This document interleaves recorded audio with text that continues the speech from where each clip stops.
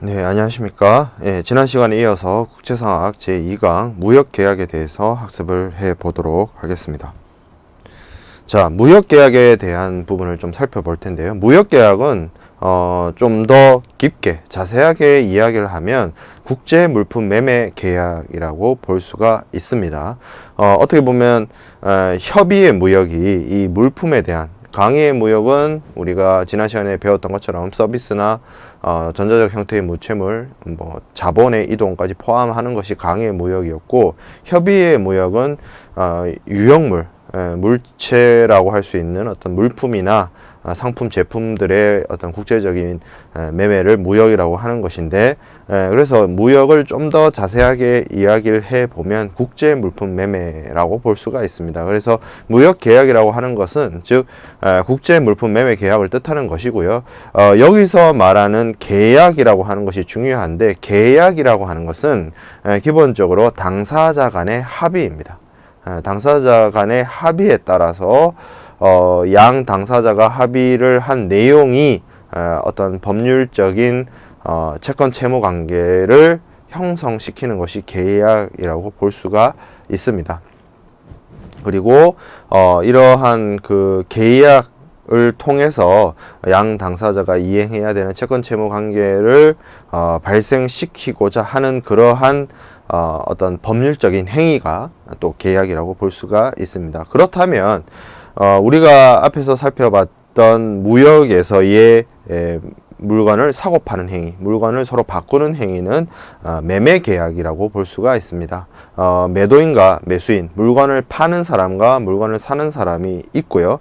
물건을 사는 사람이 물건을 파는 사람에게 대금을 지급하고, 물건을 파는 사람, 매도인은 매수인에게 물품의 소유권을 이전하는 것이 매매 계약에 해당이 되겠습니다. 쉽게 말해서 우리가 편의점이나 가게 같은 곳에서 가게의 점원에게 돈을 주고, 카드를 주고 카드 결제를 하고 물건을 받아오는 것이 엄밀하게 따져 봤을 때는 가게에 있던 물건을 내가 대금을 주고 소유권을 이전받는 하나의 매매 계약에 해당이 된다라고 볼 수가 있겠습니다. 그래서 물건을 사고 파는 행위가 간략하게는 단순하게 우리가 돈과 물건이 오고 간다 이렇게 생각할 수도 있지만, 물건을 사고 물건을 파는 계약이다, 당사자 간의 합의다 라는 것이죠. 그리고 영미법에서는 이러한 계약에 대해서 하나의 약속, 양 당사자의 약속이라는 개념으로서 바라보고 있습니다. 자, 그리고 이제 국제 물품 매매 계약이라고 할 때의 그 국제의 의미가 또 중요한데, CISG라고 하는 UN 국제 물품 매매 계약, 국제 물품 매매에 대한 UN 협약에서의 규정하고 있는 국제, 인터내셔널의 의미는 영업소가 상이한 국가에 있는 당사자를 뜻합니다. 그래서 서로 다른 국가에 영업소를 두고 있는 당사자들 사이에서의 물건을 사고 파는 어떤 계약, 합의, 이것이 국제 매매 계약이 해당이 될 것이고요. 자, 그리고 여기 물품이란 얘기가 나옵니다. 구스라고 하죠. 보통 이제 CISG에서는 유체물만을 이제 물품이라고 하고요. 그리고 SGA에서는 무체 동산이나 금전, 그리고 이런 무체 동산이나 금전을 제외한 모든 유체 동산을 물품이라고 규정을 하고 있습니다. 우리나라 민법에서는 물건은 유체물, 그리고 전기, 그리고 기타 관리할 수 있는 자연력을 말한다라고 규정을 하고 있는데, CISG가 됐든 SGA가 됐든 민법이 됐든 기본적으로 몇 가지 예외사항을 제외하고는 물품이라고 하는 것은 기본적으로 유형물, 유체물을 뜻하는 것을 알 수가 있습니다. 그렇기 때문에 국제 물품 매매 계약이라고 하는 것은 기본적으로 영업소가 상이한 국가에 있는 당사자들 사이에서 유체물, 유형물에 대해서 물건을 팔고 물건을 사는 당사자 간의 합의, 당사자 간의 약속을 국제 물품 매매 계약이라고 한다는 것을 우리가 알 수가 있고요. 자, 그리고 SGA 2조에서는 매매에 대해서 물품의 소유권 이전이라는 것에서 규정하고 있는데요. 이 부분 역시나 우리가 그대로 이해를 하는 데 있어서 좀 참고할 수 있는 내용에 해당이 되겠습니다. 뭐 물론 CISG를 우리가 뒤에서 학습을 하게 되겠습니다만, CISG에서는 기본적으로 어떤 매매 계약에 대한 적용을 하고 있고, 뭐 위탁 계약이라든지 아니면 노무 제공, 그러니까 뭐 노동 계약 뭐 이런 것들에 대해서는 적용을 하지 않고 있습니다. 그래서 그러한 부분에 대한 이해는 좀 필요한 부분이고요. 그래서 여러 가지 법제와 우리나라 민법이나 이런 것들을 통해서 살펴보았을 때 국제 물품 매매 계약, 줄여서 무역 계약이라고 할 수 있는 이 것의 정확한 개념은 영업소가 상이한 국가에 소재하는 당사자, 즉 매도인과 매수인 간에 물품의 소유권을 이전하고 거기에 대한 반대급부로서 대금을 지급하는 것을 합의하는, 약속하는 어떠한 하나의 법률 행위를 국제물품 매매 계약이라고 할 수 있겠습니다. 자, 그러면 이러한 국제물품 매매 계약 혹은 이제 줄여서 무역 계약의 특성에 대해서 좀 살펴볼 수 있을 텐데요.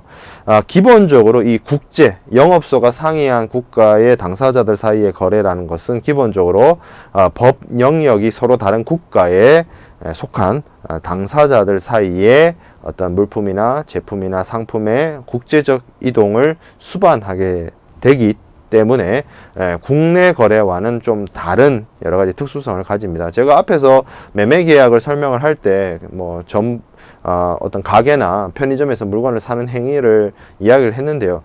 그렇게 국내에서 물품을 구매하고 하는 그런 행위와 비교해 봤을 때 이러한 국제 매매는 서로 다른 국가에 있다는 이유로 인해서, 뭐 달리 얘기했을 때 다른 나라에 있고, 그리고 다른 나라에 있기 때문에 떨어져 있죠. 그래서 격지자 간의 거래라는 여러 가지 특수성으로 인해서 여러 가지 다른 점이, 국내 거래와는 다른 점이 발생하게 됩니다. 대표적으로 이 국제 물품 매매 계약을 이행하기 위해서는 필수 불가결하게 종속계약이 수반되어질 수밖에 없습니다. 종속계약이라고 하는 것은 국제물품 매매 계약을 이행시키기 위해서 필요한 보조적인 역할을 수행하는 계약이 해당이 되는데요. 물론 국제물품 매매 계약이 없다 하더라도 개별적으로 뭐 운송이나 보험을 할 수 있겠지만, 국제물품 매매 계약을 체결을 했기 때문에 국제물품 매매 계약을 이행하기 위해서 필요로 하는 그런 계약이 되겠습니다. 그래서 첫 번째가 운송 계약이 될 것이고요. 두 번째는 보험 계약, 그리고 세 번째는 대금 결제 계약이 될 것이고, 그 외에도 여러 가지 국제물품 매매 계약의 이행과 관련된 개별 계약이 체결되어져서 이행되어질 수가 있는 국내 거래와는 다른 특수성이 있습니다. 자, 그 다음에 중거법 문제와 재판 관할 문제가 있습니다. 기본적으로 국내 거래의 경우에는 만약에 예를 들어서 우리나라 안에서 거래를 한다라고 쳤을 때 그 거래가 뭔가 어떤 사기의 문제가 있다든지 법적인 문제가 있다라고 친다면 이 문제 해결을 우리나라의 관할 법원을 통해서 이제 지방 법원이나 이런 법원을 통해서 문제를 해결하게 될 것입니다. 하지만 서로 다른 나라에 위치하고 있는 당사자들 사이에 어떤 물건을 사고 파는 계약에 대한 부분에 있어서는 과연 물건을 파는 사람의 나라의 법을 적용할 것이냐, 아니면 물건을 사는 사람 나라의 법을 적용할 것이냐의 문제가 남아있게 됩니다. 그래서 어느 나라의 법을 적용하고, 그리고 실제로 법원에서 판결을 내린다면 어느 나라 법원의 판결을 따를 것인지에 대한 문제가 남아있게 됩니다. 그래서 우리가 뒤에서 살펴보게 될 여러 가지 중거법 조항이나 재판 관할 조항을 통해서 이 국제 물품 매매 계약의 중거법 문제와 재판 관할 문제를 합의를 통해서, 양 당사자 합의를 통해서 해결하는 방안을 찾고 있습니다. 자, 그 다음에 상관습이 중시됩니다. 기본적으로 우리나라 사람들 사이에서의 국내 거래는 그 거래 형태에 따라서 조금 이야기가 달라질 수 있지만, 기본적으로 민법 내지는 상법이 적용이 됩니다. 하나의 통일된 국가의 법률이 적용되는 것이죠. 하지만 국가를 달리하는 당사자들 사이의 거래에서는 이러한 통일된 뭐 상법이라든지 뭐 이런 것이 상거래법이나 이런 것들이 없기 때문에 물론 뭐 CISG가 같은 그런 것들이 있지만 그건 CISG는 어떻게 보면 이제 국제 협약이지 완전한 의미에서 강행 법률이라고 보기가 어렵기 때문에 이런 것들을 이런 문제를 해결하기 위해서 양 당사자 내지는 그 업계나 그 어떤 산업에 오랫동안 구축되어 있는 간습, 간행이 존중되어지고 그걸 통해서 그 산업이나 그 업계의 간섭이나 간행을 통해서 어떤 거래에 정형화된 여러 가지 조건이나 규칙이나 룰이 제공되어진다라고 볼 수가 있겠습니다. 그 가장 대표적인 것이 우리가 뒤에서 학습하게 될 정형 거래 조건이고요. 자, 그 다음에 상징적 인도가 이루어질 수가 있습니다. 이거는 국제 물품 매매 계약이 당사자들 사이의 거리가 뭐 면대면, 그러니까 우리가 편의점이나 가게에서 물건을 살 때는 물건을 사는 사람과 물건을 파는 사람이 서로 얼굴을 마주보고 물품을 건네주고 돈을 받죠. 그런 것이 이제 면대면 거래라면 이 국제 물품 매매 계약은 기본적으로 멀리 떨어져 있는 격지자 간 서로 다른 나라에 위치하고 있는 당사자들 사이의 거래이기 때문에 원격지 간의 거래에 해당이 됩니다. 그렇기 때문에 필수 불가결하게 앞에서도 얘기했다시피 국제 운송이 발생할 수밖에 없고요.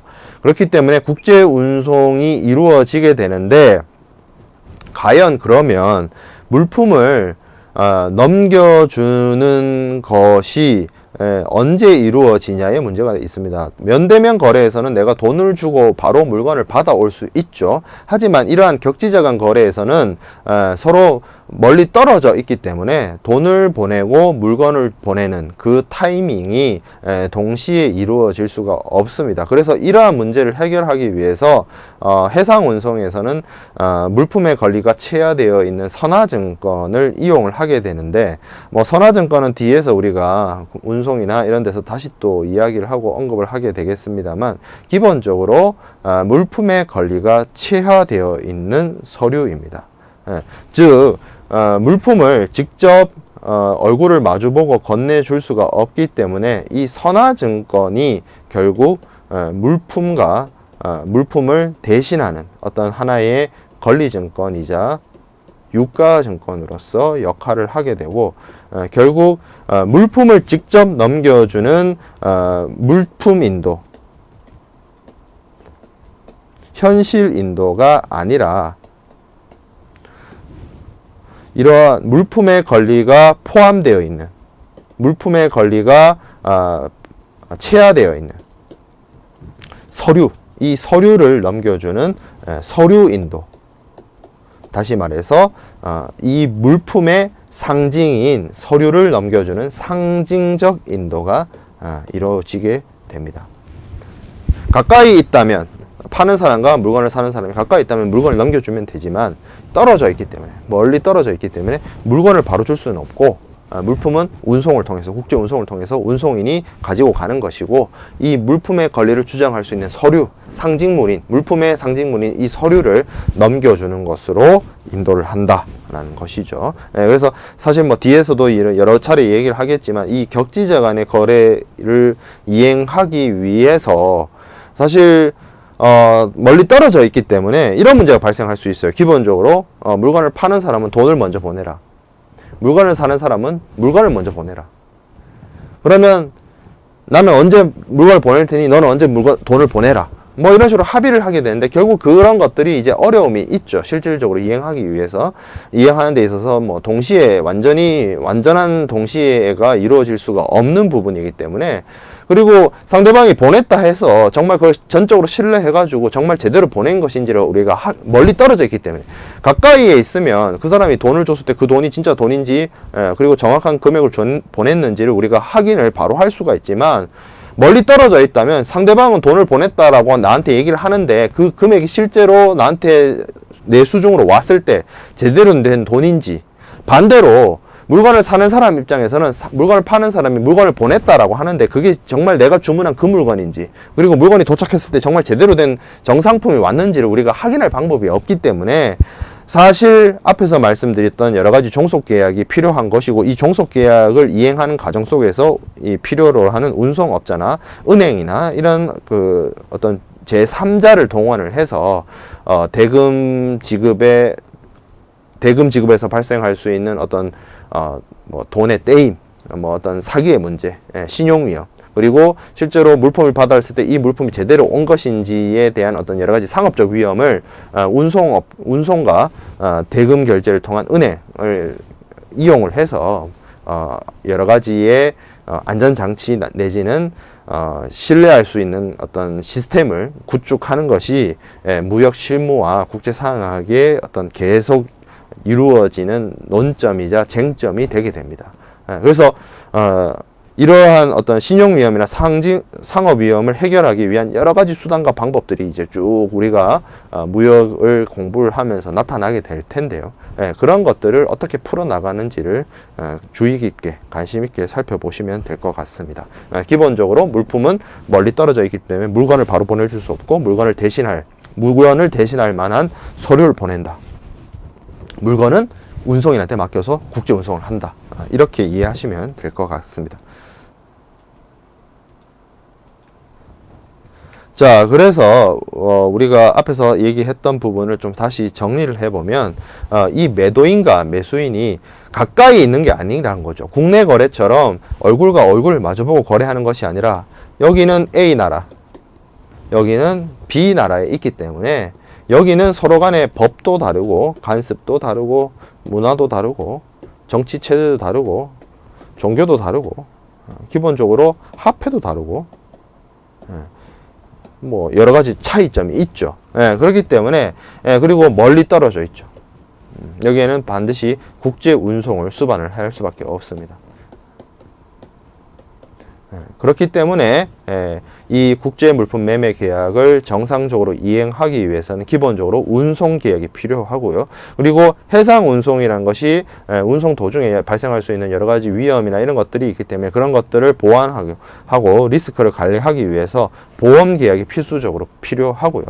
그리고 내가 운송인에게 물품을 보냈는데 너는 언제 돈을 보내줄 것이냐, 뭐 그냥 내가 단순하게 받겠다, 뭐 너가 보내라, 이런 것들을 하기에는 여러 가지 신용이나 여러 가지 직접적인 상하관계나 이런 것들이 이루어지기가 좀 어렵죠. 그래서 신용장 계약을 포함한 여러 가지 한거래 약정, 뭐 한어음을 이용한 한거래라든지 아니면 뭐 우리가 뒤에서 공부하게 될 뭐 여러 가지 추심이나 뭐 여러 가지 포페이팅이나 그런 대금 결제를 통해서, 대금 결제 방법을 통해서 대금을 매수인이 매도인에게, 매도인 입장에서는 돈을 회수하는 것이고 매수인은 대금 결제를 지급을 하게 되는 것인데, 그런 것들이 이제 국제 물품 매매 계약을 이행하기 위해서 필수 불가결하게 종속 계약이 사용되어진다라고 볼 수 있겠습니다.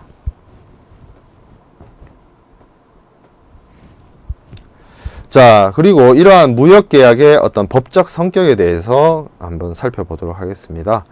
무역계약은 기본적으로 낙성계약입니다. 낙성계약으로서 consensual contract 이렇게 얘기를 하는데, 기본적으로 이 양 당사자의 의사 표시의 합의, 의사의 합치만으로 성립되는 계약이라는 뜻입니다. 이걸 이제 합의 계약이라고 달리 얘기하기도 하고요.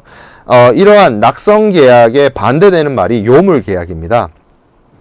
당사자의 의사 표시의 합치 이외에도 뭐 물건을 보낸다든지 아니면 돈을 보낸다든지 하는 것을 통해야만 계약이 성립되는 것을 요물 계약, 어떤 이제 물증을 혹은 물건 내지는 담보를 요구하는 계약이다, 이런 뜻이 요물 계약인데, 낙성 계약은 그런 것이 아니죠. 그런 어떤 담보를 요구하는 것이 아니라 당사자들의 합의만, 당사자 의사의 약속만, 합치만 이루어지면 무역 계약이 성립된다는 점이고요. 자, 그다음에 분료식 계약의 특성이 있습니다. 분료식 계약이란 거는 계약 성립을 위한 어떤 의사 표시를 서로 주고받을 때 특정한 형식이나 양식에 구애받지 않고 합의에 의해서 뭐 필요한 경우에는 구두나 문서 어떤 것에든 국한받지 않고 성립되어지는 계약을 분료식 계약이라고 합니다. 이 분료식 계약의 반대가 요식 계약인데요. 이 요식 계약이란 것은 쉽게 말해서 어떤 형식이 요구되어지는 계약이라는 뜻입니다. 그래서 반드시 어떻게든 뭐 서면적으로든 형식적으로든 절차적으로든 어떤 것들이 강행적으로 요구되어지고 그것이 있어야만 성립되는 계약이 요식계약인데, 무역계약은 불요식계약으로서 어떠한 반드시 어떤 서면으로 해야 된다 그런 것은 아니고요. 합의 양 당사자의 의사가 합치되기만 한다면 말 그대로 구두로라고도 할 수도 있고 전화로도 할 수 있는 것이 불요식 계약, 무역 계약의 특성이 되겠습니다. 자, 그 다음에 쌍무 계약입니다. 이 무역 계약이라고 하는 것은 당사자가 합의해서 당사자 양측이 모두 다 의무를 이행해야 되는 그러한 계약이 쌍무 계약에 해당이 된다라고 보실 수 있겠습니다. 한쪽이 한쪽에게 일방적으로 의무를 부담하는 계약은 편무 계약에 해당이 됩니다. 뭐 증여라든지 뭐 그런 것들이 이제 편무 계약에 해당이 되고요. 무역은 한쪽은 물건을 보내고 한쪽은 돈을 보내는 양 당사자가 모두 의무를 부담하는 쌍무 계약에 해당이 된다라고 볼 수가 있고요. 자, 그 다음에 네 번째 유상 계약입니다. 양 당사자는 양 당사자의 어떤 채권 채무를 변제함에 있어서 계약의 합의에 따라서 채권 채무가 형성이 되잖아요. 채권 관계가 형성이 되는데 이 채권 관계를 변제할 때는 양 당사자는 서로 대가가 있는 어떤 재산을 서로 보내고 보내는 그러한 계약의 유상 계약이 되겠습니다. 판매자는 매도인은 물품을 보내고 재산상의 가치가 있는 물건을 보내고 구매자인 매수인은 매도인에게 대금을 지급하는 어떤 그런 방식으로 유상 계약이 되어지고 이 유상 계약에 어떤 반대되는 개념은 당연히 무상 계약입니다. 뭐 양 당사자가 됐든 당사자 일방이 됐든 어떤 대가 지급 없이 이루어지는 계약의 경우에는 무상 계약이 되겠습니다. 자, 그리고 이러한 무역 계약에 우리가 법원이라고 하는 부분을 좀 살펴보고자 하는데요. 여기서 말하는 법원은 어떤 법정을 뜻하는 것이 아닙니다. 뭐 지방법원이나 대법원을 뜻하는 것은 아니고요. 법의 어떤 근원 을 이야기를 해 보려고 하는 부분입니다. 그래서 무역계약의 법원이라고 하는 것은 무역계약을 양 당사자가 이행을 하는 데 있어서 기준이 되고 레퍼런스가 되고 지켜져야 되고 이행해야 되는 여러 가지 국제 규칙, 국제 입법, 국제법, 국제 어떤 상간습법 이런 것들을 이제 무역계약의 법원이라고 할 수 있는 부분인데요. 대표적으로 국제 입법이 있습니다. 유엔 산하 기구인 유니드로이드나 사법통일국제연구소나 아니면 운시트랄, 유엔 국제무역법위원회 운시트랄 이런 어떤 국제기관에 의해서 법의 통일을 추진한 결과물로 나타나게 된 것이 국제입법이 되겠습니다. 대표적인 국제입법으로는 국제물품매매에 관한 협약, 헤이그 협약이 있을 수 있고요. 그리고 우리가 뒤에서 자세하게 다루게 될 국제물품매매에 관한 유엔 협약, CISG, 뭐 다른 말로는 UNC CISG라고 하는 부분이 또 있고요. 그 외에도 산하증권에 관한 통일협약, 아니면 국제항공운송에 관한 통일협약, 바르샤바 협약, 그리고 해상물품 운송에 관한 유엔 협약, 함부르크 규칙이라든지 아니면 국제복합운송에 관한 유엔 협약, MT 조약 이런 것들이 국제입법에 해당이 된다라고 보실 수 있겠습니다. 이러한 국제입법은 기본적으로 이 국제협약에 가입한 취약국에 속한 당사자들에게 적용되는 것이 원칙입니다. 그래서 우리나라의 경우에 위에 있는 여러 가지 국제협약들 중에 2번 국제물품매매에 관한 유엔 협약의 가입국이거든요. 우리나라의 경우에는. 그래서 우리나라에 소속되어 있는 국민은 무역 거래를 함에 있어 유엔 협약인 이 국제물품매매에 관한 유엔 협약 CISG에 적용을 받는 것이 당연합니다. 하지만 그 개별 협약이나 이런 것에 보면 당사자 합의에 의해서 무역계약에서 가장 중요한 것이 당사자 의사의 합치입니다. 그래서 당사자 합의에 의해서 어떤 이 CISG의 어떤 적용을 배제하거나 하는 그런 식으로 적용을 할 수가 있는 부분입니다. 그리고 다시 얘기하면 이러한 국제입법은 그 국가가 협약에 가입을 하고 발효, 국회 비준 동의 절차나 각국의 절차에 따라서 절차를 이행하게 되면 이 협약의 내용은 그 소속되어 있는 당사자들에게 적용이 되는 것이 기본이 되겠습니다.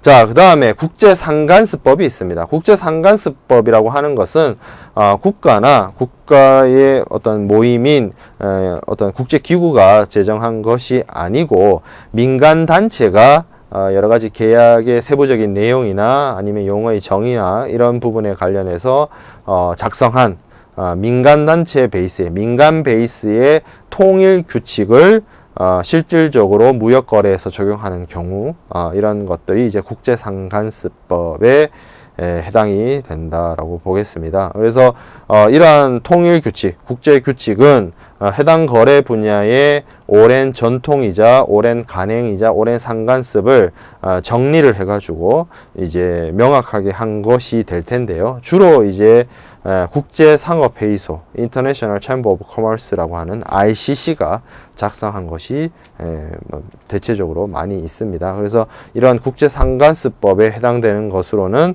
기본적으로 인커텀스라든지 화환신용장 통일규칙인 UCP라든지 추심에 관한 통일규칙인 URC라든지 이런 것들이 대체적으로 있고요. 이런 것들은 이제 뭐 국가들이 가입을 하고 국가들이 비준 동일하고 이런 식으로 적용되는 것이 아니라 국제상간수법은 기본적으로 국가 단위에 적용이 되는 부분이 아니라 실질적으로 무역 거래를 하는 당사자들이 이러한 국제 규칙을 자신들의 거래의 거래 준칙으로 삼겠다는 합의를 하게 되면 그 해당되는 거래의 어떤 해석 기준이자 준거법이 되어서 해당 거래에만 적용되게 되는, 그리고 해당 거래의 당사자를 규율하고 어떤 효력을 발생시키는 그러한 방식으로서 적용이 되어진다라고 보겠습니다. 그래서 양 당사자가 거래의 준칙으로서 이러한 상간수법을 삼았고, 기준 우리 그 거래의 준거법으로 삼았고, 거기에 양 당사자가 합의를 했고, 양 당사자가 구속 규율된다는 점을 어떤 명시한 어떤 준거 문헌이 이 국제상간수법의 적용에 있어서 필요하게 되게 되겠습니다. 그래서 이런 국제상간수법의 경우에는 해당되는 거래 당사자의 합의로 그 해당 거래에 적용되는 것이기 때문에 우리가 앞에서 살펴봤던 국제입법의 경우에 이제 국가 단위, 국가가 그러한 협약을 가입하고 체약을 하고 발효를 해야 되는 문제가 있는데, 그런 것들이 각국의 입장에서는 자국의 법률과의 어떤 상충이라든지 뭐 이런 것들이 있을 수 있기 때문에 실질적으로 국제입법을 적용하기가 매우 어려운 상황이 많이 있습니다. 그래서 실무적으로 실제 무역 거래에 있어서는 국제입법보다는 이러한 국제상간수법을 이용을 해서 양 당사자 사이에 어떤 실질적인 무역 거래의 통일법으로서 기능을 수행하고 있다는 점이 중요하겠습니다. 자, 그 외에도 여러 가지 기타 법원으로서 우리가 살펴볼 수가 있는데요. 모델법이 있을 수 있습니다. 모델법이라고 하는 것은 우리가 모델이라고 하는 것은 기본적으로 패션쇼와 같은 곳에서 런웨이에서 뭐 이제 옷을 입고 보여주는 것이죠. 그래서 이 모델법이라고 하는 건 기본적으로 법을 다른 나라나 다른 국제기구나 이런 곳에서 새롭게 법을 제정할 때 이렇게 한번 이제 모델이 옷을 입듯이, 패션 모델이 옷을 입듯이 모델법은 법을 제정할 때 한번 이렇게 내가 가이드라인이나 예시나 이런 것들을 만들어 봤으니 요대로 한번 만들어 보는 게 어때? 라고 보여주는 것입니다. 그래서 앞에서 살펴봤던 국제무역법위원회나 이런 곳에서 새로운 어떤 새로운 어떤 무역 관련된 규정을 만들 때 여기 지금 나와 있는 것처럼 국제상사 중재라든지 전자상거래라든지 이런 부분에 있어서 운시트랄의 어떤 모델법을 제정해서 각 국들이 만약에 이걸 이제 국제협약으로 만들게 되면 이러한 뭐 국제상사 중재 협약이라든지 전자상거래 협약이라든지 각국들이 자국의 이해관계와 자국 국내 법률하고 상충관계 이런 것들을 따져봐서 이 협약에 들어올지 말지, 이 협약을 비준할지 말지를 이제 복잡하게 따져야 되는데요. 이제 모델법을 만들어 버리면 이 모델법을 자국의 실정에 맞게끔 변형시킬 수도 있고요.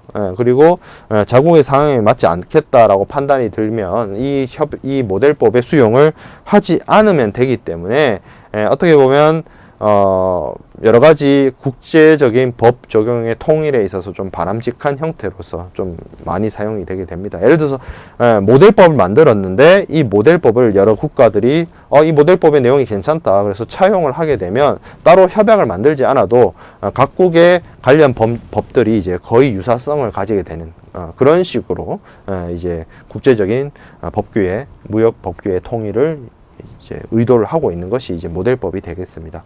자, 그 외에도 리스테인먼트 이런 것들이 있습니다. 리스테인먼트는 이제 그 우리나라와 같은 어떤 대륙법 국가에서는 좀 해당이 되지 않고요. 영미법 같이 이제 판례 중심구의 판례를 이제 좀 중요시하는 그러한 나라들의 경우에는 여러 가지 판례법의 내용을 이제 체계화해서 적용시켜 놓은 것이 리스테인먼트가 되겠습니다. 자, 그 외에도 표준 약관이 있습니다. 표준 약관이라고 하는 것은 민간 베이스의 어떤 국제 통일 규칙, 국제 상간수법은 아니지만 기준이 되고 영향력이 있는 국제적인 단체에서 제정한 표준 계약서, 표준 양식을 만들어서 제공을 하고 그 단체에 소속되어 있는 구성원들이 이러한 표준 계약서나 표준 양식을 채택해서 실질적으로 업무를 수행하는 경우에 하나의 어떤 통일적인 왜냐하면 그 단체의 위상이나 그 단체의 역할에 따라서 전 세계의 어떤 복합운송인이나 혹은 어떤 해상운송인들의 모임 이런 곳에서 제정한 표준 양식이나 표준 약관이나 이런 것들이 거의 모든 관련된 당사자들의 사용을 하게 되기 때문에 일종의 어떤 통일 규칙이나 어떤 통일된 양식이나 표준된 양식으로서 실무적으로 적용되어질 수 있다는 것이죠. 그래서 이런 것들이 이제 또 사용이 되는데 대표적으로 이제 해상보험에서 사용되고 있는 런던 보험자 협회가 제정한 적하보험에 대한 약관, RCC 약관이라든지 아니면 이제 항해용선 계약에서 사용되는 뭐 젠콘 서식이라든지 뭐 이런 것들이 대표적인 표준 약관에 해당이 된다라고 말씀드릴 수 있겠습니다. 자, 그 다음에 우리가 이제 어떤 무역계약의 성립과 무역계약의 특성과 그 무역계약을 이행하고 적용하는 데 있어서 필요한 여러 가지 국제적인 준거법에 대해서 살펴보았는데요. 이제는 실질적으로 무역계약을 우리가 성립시키는 어떤 절차에 대해서 학습을 해 보도록 하겠습니다.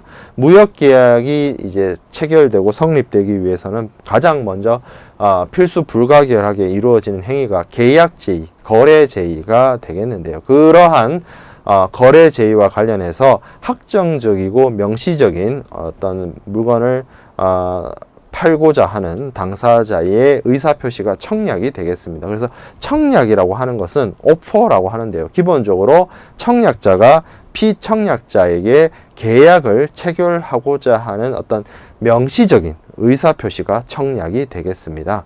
그래서 이러한 청약이 무역 거래에 있어서 무역 계약의 체결과 관련해서 어떤 법적인 효력을 가지게 되려면 기본적으로 특정한 개인 혹은 특정 집단 또는 불특정 다수를 상대로 할 수가 있고요. 여기 네 가지 12번 슬라이드에 있는 것처럼 네 가지 정도의 어떤 그 청약의 특성을 가진다라고 볼 수가 있겠습니다. 이러한 내용들은 사실 뒤에서 우리가 학습하게 될 국제물품 매매 계약에 대한 유엔 협약 CISG에 이제 규정되어 있는 내용들이 거의 대부분인데요. 좀 살펴보면 기본적으로 일방적인 의사표시여야 합니다. 이거는 계약을 체결시키겠다, 너랑 계약을 하겠다라는 의사표시여야 하고요. 두 번째, 상대방이 피청약자가 승낙을 하면 이 거래 제의에 대해서 오케이 수긍을 하게 되면 이 청약자와 피청약자의 합의가 당사자 간에 물건을 팔고 물건을 사겠다라고 하는 당사자의 의사가 합치되어서 계약이 성립하게 되는 확정성이 있는 것이 청약이 되겠습니다. 자, 그리고 세 번째, 이렇게 승낙이 이루어져서 확정이 되면, 계약이 성립되고 그것이 확정이 되게 되면 원래 거래 제의를 한 청약자를 구속하게 됩니다. 뭐 이거는 없던 일로 만든다든지 원래 자신의 의사를 거둬들인다든지 하는 행위를 할 수가 없게 되겠죠. 그리고 이러한 청약은 반드시 뭐 어떤 요식 행위를 요구하는 것이 아니라 구두로 하든지 아니면 어떤 행동으로서 든지 할 수 있는 불요식성을 가지고 있습니다. 그래서 청약이라고 하는 것은 상대방 피청약자에게 피청약자가 승낙을 하게 되면 계약이 성립되고 계약이 확정되어서 청약자와 피청약자의 의사 합치에 따라서 채권 채무 관계가 성립이 되고 그리고 무역 계약을 할 수 있도록 만드는 그러한 행위가 이제 청약이 되겠는데요. 청약의 요건을 우리가 다시 한번 좀 자세하게 설명을 좀 해보면, 기본적으로 청약은 내용이 확정성이 있어야 됩니다. 계약을 의도하고 계약을 체결시키고자 하는 일방적인 의사 표시이기 때문에 그 의사에는 계약 체결과 관련된 내용이 명확히 확정적으로 충분히 다루어지고 있어야 됩니다. 거래 제의를 하는 것이기 때문에 기본적으로 뭘 팔지는 나와 있어야 될 거 아닙니까? 그래서 물품을 표시하고 그리고 명시적으로든 묵시적으로든 이 물품에, 이 팔고자 하는 이 물품의 가격이 얼마인지 그리고 몇 개를 팔 것인지에 대한 부분을 명확하게 청약에 담겨져 있어야 이 거래 제의를 통해 이 거래 제의를 받는 피청약자가 그를 보고 내가 물건을 사겠다, 이 가격에 물건을 사겠다라는 식으로 합의를 하고 그 합의가 이제 승낙이 되는 것이고, 그 승낙을 통해서 양 당사자의 의사가 합치되는 그러한 결과를 만들 수 있기 때문에 계약 체결의 제한의 내용이 확정적으로 담겨져 있어야 한다는 점이 되겠습니다. 자, 그 다음에 의사의 구속성이 있어야 됩니다. 청약이란 기본적으로 청약자가 피청약자에게 계약을 체결하고자 하는 확정적 의사 표시이기 때문에 계약 체결의 제의는 승낙이 있는 경우에, 피청약자가 승낙을 하게 되면 청약자와 피청약자 모두를 구속한다. 양 당사자 의사가 합치되었고 이를 통해서 양 당사자의 권리 의무 관계, 채권 채무 관계가 형성이 되어서 양 당사자를 구속한다 라는 내용이 담겨져 있어야만 청약이 된다라고 볼 수가 있겠습니다. 만약에 피청약자가 승낙을 한다 하더라도, 피청약자가 사겠다는 의사표시를 하더라도 양 당사자가 계약이 성립되지 않고 양 당사자의 어떤 법적인 어떤 채권 채무 관계가 구속되지 않는다라고 하면 앞서 보낸 청약자의 거래 제의 의사 표시는 그것은 청약이라고 부르지 않고요, 청약의 유인에 해당이 된다라고 볼 수가 있겠습니다. 어떤 거래를 유인하는 행위, 거래 제의를 유인하는 행위로 본다. 그래서 이것은 청약의 유인은 청약이랑 좀 다르게 보는 것이죠. 청약은 확정적인 거래 제의, 청약의 유인은 단순한 어떤 계약 체결을 위한 상대방을 향한 어떤 예비적인 교섭의 이제 예비적인 교섭으로 보는 것이죠. 그렇기 때문에 청약과 청약의 유인은 뭐 좀 다른 개념이다, 별도의 개념이다 라고 볼 수가 있겠습니다. 그래서 내가 이 거래 제의를 하고 있고 이 거래 제의에 네가 오케이를 하면 나는 너에게 무조건 물건을 팔겠다, 이런 어떤 당사자 의사의 합치에 따른 양 당사자의 구속성이 있는 경우에만 청약으로 본다 라는 점이 중요하겠습니다.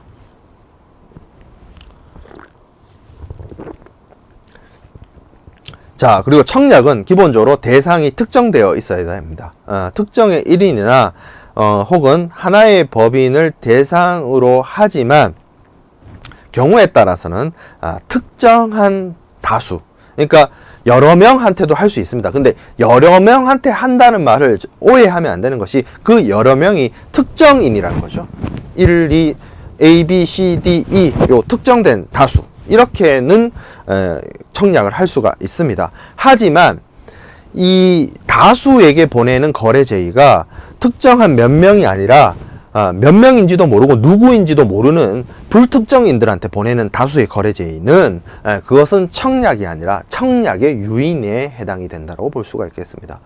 몇 명이 이 내 거래 제의를 받은지도 모르고 그리고 내 거래 제의를 누가 받았는지도 모른다면 그거는 승낙이 있다라고 해서 청약자와 피청약자를 어떻게 보면 구속시키는 채권 채무 관계를 형성시키는 청약이라고 볼 수가 없고 청약의 유인으로 보아야 된다는 점이죠. 그러한 부분이 이 청약의 요건에 있어서는 반드시 대상이 특정되어 있어야 된다. 한 명이어도 좋고 법인이어도 좋고 여러 명이어도 좋지만 특정한 한 명, 특정한 법인, 특정한 다수여야 한다는 점입니다. 자, 그리고 이제 청약의 요건에 대해서 우리가 살펴보았고 청약의 종류에 대해서 우리가 한번 다시 보겠습니다. 청약은 기본적으로 청약을 보내는 주체에 따라서 매도 청약이 있을 수 있고요. 매수 청약이 있을 수 있습니다. 매도인, 물건을 파는 사람이 물건을 사는 사람한테 보내는 청약을 물건을 파는 청약, 매도 청약이라고 하고요. 우리가 무역 거래에서 말하고 있는 지금 제가 이제 계속 설명하고 있는 이 청약이라고 하는 단순하게 오퍼라고 하는 부분은 이러한 매도 청약을 지칭하는 말이 되겠습니다. 자, 반대로 매수 청약이 있을 수 있는데요. 물건을 사는 사람이 물건을 파는 사람한테 하는 청약을 매수 청약, 바잉 오퍼라고 합니다. 근데 이 바잉 오퍼, 매수 청약의 경우에는 보통은 청약이라 하지 않고 뭐라고 얘기하냐면 주문이라고 합니다. 오더라고 합니다. 물건 사는 사람이 물건 파는 사람한테 오더하는 거죠. 물건 파세요 라고. 그리고 그런 경우에는 우리가 지금 여기 강의에서 설명하고 있는 지금 이 수업에서 설명하고 있는 청약하고는 조금 다르다라는 점입니다. 자, 그 다음에 청약의 발행지 기준에 따른 분류를 좀 살펴보면 기본적으로 국내에서 발행하는 경우는 국내 발행 청약, 그리고 청약의 주체가 외국에서 발행하는 경우에는 국외 발행 청약이 되겠습니다. 자, 그 다음에 청약의 효력 기준에 따른 분류를 좀 살펴볼 텐데요. 확정 청약이 있고 불확정 청약이 있습니다. 확정 청약은 제가 앞에서 설명한 청약의 요건을 적절하게 충분하게 충족시킨 청약이 확정 청약이 되겠습니다. 그래서 상대방에게 유효기간을 부여하고 이 유효기간 동안 기본적으로 상대방이 승낙을 하게 되면 확정적으로 취소 불능으로 계약이 성립되게 되는 그러한 경우의 청약을 펌 오퍼, 확정 청약이라고 합니다. 그래서 이제 청약을 보낼 때 이렇게 얘기를 하는 것이죠. 이것이 확정 청약이라면 피청약자에게 청약자가 어떤 물건을 얼마에 뭐 몇 개를 내가 너에게 누구 씨에게 거래 제의를 합니다. 얼마 기간 내에 사고 싶은 의사가 있다면 회신을 달라. 만약에 이러한 거래 제의 내용에 대해서 상대방인 아무 씨가 물건을 사고 싶다라고 하면 그 사고 싶다는 의사 표시를 하게 되면 나는 무조건 당신에게 계약을 체결하고 물건을 팔겠습니다 라고 하는 그런 식으로 유효기간 안에 승낙이 있게 되면 양 당사자의 계약이 성립되게 된다는 그러한 내용을 담고 있는 경우를 이제 확정 청약, 펌 오퍼라고 합니다. 자, 그 다음에 불확정 청약, 프리 오퍼가 있습니다. 이 프리 오퍼라는 것은 기본적으로 팔겠다는 의사나 사겠다는 의사가 기본적으로 명확하게 확정되어 있지 않다거나 뭐 이런 부분에서는 어떻게 보면 불확정 청약이 이제 청약의 유인이랑 비슷하다, 유사한 개념이다 혹은 같은 개념이다라고 볼 수가 있죠. 그거는 이제 명확하게 딱 떨어지게 말씀을 드릴 수 있는 부분은 아니지만 보통 이제 불확정 청약은 기준이 이 확정 청약이 아닌 것이 다 불확정 청약에 해당이 되기 때문에 뭐 그런 의미가 있을 수도 있고요. 아니면 계약 성립 승낙이 있으면 계약을 성립시키겠다는 의사 표시는 있으나 이 언제까지 회신을 달라라고 하는 유효기간이 지정되어 있지 않거나 아니면 상대방의 승낙이 있으면 확정적으로 계약이 성립된다는 어떤 의사가 담겨져 있지 않는 명확하게 유효기간이 있고 양 당사자를 구속시키고 승낙이 있으면 계약을 성립시키겠다는 그런 의사 표시가 있는 청약을 펌 오퍼, 확정 오퍼라고 하는 것이고 그러한 것에서 조금 벗어나 있어서 유효기간이 제대로 되어 있지 않다거나 계약의 성립과 관련된 확정성이 부족하다거나 이러한 경우에는 프리 오퍼, 불확정 청약이라고 보고 있습니다. 자, 그 다음에 반대 청약이 있습니다. 반대 청약은 기본적으로 원래의 청약에 대한 거절이면서 새로운 청약이 된다는 것을 의미합니다. 자, 그래서 반대 청약에 대한 개념을 좀 살펴보면 청약자가 있고 피청약자가 있죠. 청약자가 청약을 하는데 거래 제의를 하는 것이죠. 근데 여기에 뭐 어떤 물품이라든지 뭐 가격이라든지 이런 것들이 이제 나와 있을 텐데, 이 피청약자 입장에서는 물건은 마음에 들고 뭐 청약자의 조건도 마음에 드는데 이 단가가 마음에 안 들어요. 그래서 가격을 좀 낮춰달라. 그래서 여기 원래는 단가가 여기 100이었는데 가격을 뭐 한 80으로 해달라라고 해서 역제안을 합니다. 역제안. 이 역제안이 소위 말하는 반대 청약에 해당이 된다고 볼 수가 있겠습니다. 네, 그래서 이 반대 청약, 역제안은 기본적으로 원래의 청약, 이 원래의 오리지널 오퍼라는 게 이 처음의 거래 제의를 뜻하는 것이죠. 그래서 이 원래의 거래 제의, 원청약에 대한 거절인과 동시에 새로운 청약을 보내게 되는 것입니다. 그렇게 되면 피청약자가 새롭게 청약자가 되는 것이고, 원래의 오리지널 오퍼의 청약자가 피청약자가 되는 것이죠. 그래서 이 피청약자가 오케이, 수용을 하게 되면 80에도 팔 수 있다 라고 하게 되면 이 80이라는 조건으로 거래가 성립되게 되는 것을 반대 청약이라고 이야기를 하게 됩니다. 그러면 이거는 이제 반대 청약이 아니라 이게 진짜 오리지널 오퍼가 되는 것이죠. 자, 그러면 이러한 거래 제의 내용의 변경에 대해서 어디까지가 새로운 반대 청약이냐, 아니면 뭐 사소한 변경이냐, 이런 부분들은 우리가 뒤에서 학습하게 될 국제물품매매 계약에 관한 유엔협약 CISG에서 정확하게 규정이 되어 있습니다. 그 부분에서 다시 한번 설명을 드리도록 하겠습니다.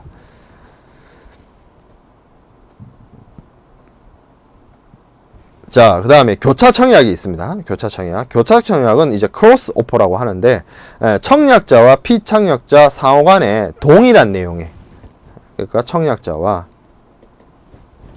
피청약자가 동일한 내용을,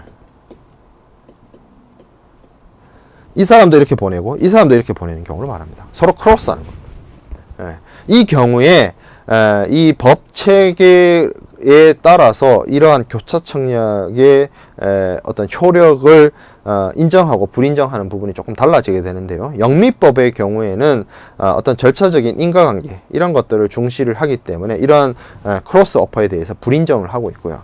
대륙법의 경우에서는 당사자 의사를 좀 더 중요시하기 때문에 의사를 존중을 해서 계약의 성립을 인정하고 있습니다. 그러한 차이가 어떤 법 체계에 따라서 서로 다르다라는 부분을 좀 다시 말씀을 드리고요. 자, 그 다음에 조건부 청약이 있습니다. 이거는 이제 확정 청약은 아니고요.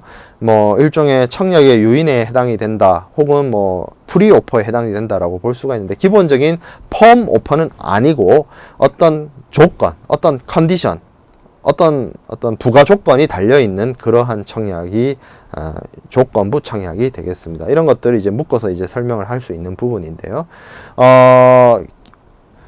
점검매매 조건부 청약이 있습니다. 점검매매 조건부 청약은 기본적으로 이 좀 넓게 해석을 했을 때는 확정 청약의 일종으로 볼 수 있습니다. 그 내용이 뭐냐면 이런 것이죠. 청약을 해요. 거래 제의를 해요. 거래 제의를 하는데 단순한 거래 제의로서가 있는 것이 아니고 뭘 보낸다? 물건을 함께 보냅니다. 함께 보내서 피청약자가 물건을 받아보고 물건이 괜찮아서 살 생각이 있으면 대금을 치르고요. 살 생각이 없으면 반품을 시키는 겁니다. 어떻게 보면 뭐 한번 써봐 이거죠. 한번 써보고 좋으면 사, 뭐 이런 건데, 만약에 상대방이 구매 확정 의사가 있어서 대금을 보내게 되면 어떻게 보면 청약에 대한 승낙을 대금 지급과 같은 구매 행위로서 하는 것이기 때문에 뭐 일종의 확정 청약으로 일종으로 볼 수 있지만, 이것은 어떤 기본적인 국제물품 매매 계약의 오리지널의 어떤 펌 오퍼의 개념하고는 조금 차이가 있는, 물건을 같이 보내고 거기에 대해서 승낙 여부, 대금 지급하면 확정되고 이런 식으로 보기 때문에 일반적인 청약이라기보다는 조건부 청약에 해당이 된다라고 볼 수가 있겠습니다. 자, 그 다음에 반품 허용 조건부 청약이 있습니다. 이것도 어떻게 보면 확정 청약의 한 종류다라고 볼 수가 있는데요. 청약과 함께 물건을 보냅니다. 어떻게 보면 점검매매 조건부 청약하고 같죠. 근데 이 보낸 물건을 피청약자가 사는 것이 아니라 피청약자가 판매를 해보고요. 팔린 만큼 청약자에게 대금을 보내주고 안 팔리면 반품하는.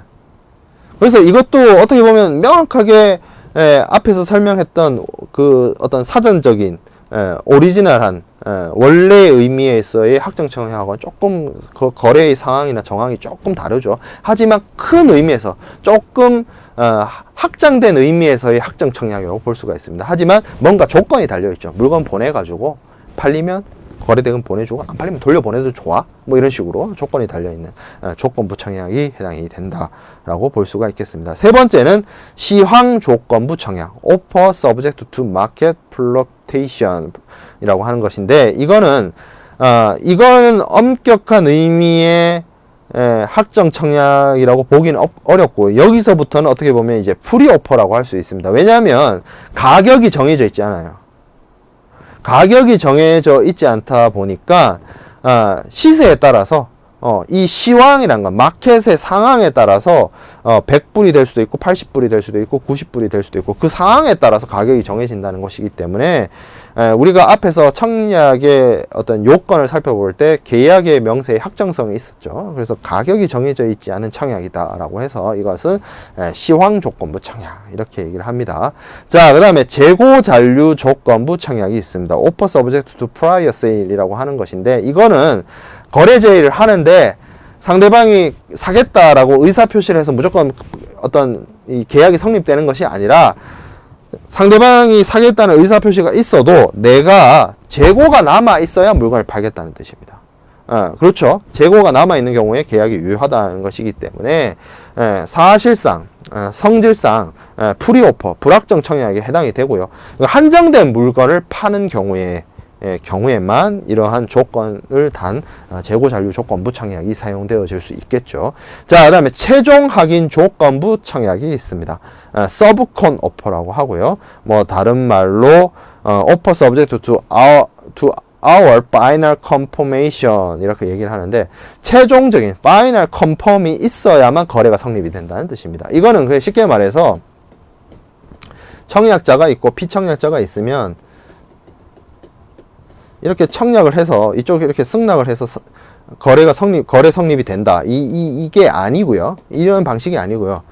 승낙을 했다 하더라도 청약자가 최종 컨펌을 해야만 거래가 성립이 된다는 그러한 청약이 해당이 되겠습니다. 사실은 이런 방식으로 하는 것은 불특정 다수에게 거래 제의를 한 다음에 그 불특정 다수 중에 특정한 사람이 거래에 대한 승낙을 했을 때 가려서 일단 일부의 승낙에 대해서만 이 청약자가 오케이를 하고 이제 거래가 성립이 되는 것이기 때문에 어떤 청약의 유인에 해당이 된다라고 볼 수가 있고요.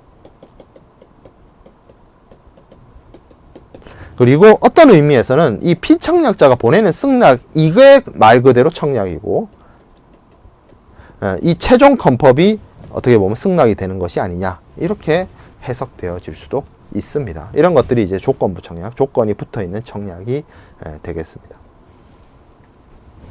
자, 그리고 이제 앞에서 얘기했던 청약의 유인에 대해서 우리가 한번 정리를 하고 넘어가도록 하겠습니다. 청약의 유인이라고 하는 것은 상대방을 유혹해서 자기에게 청약하도록 하는 행위라고 보실 수 있겠습니다.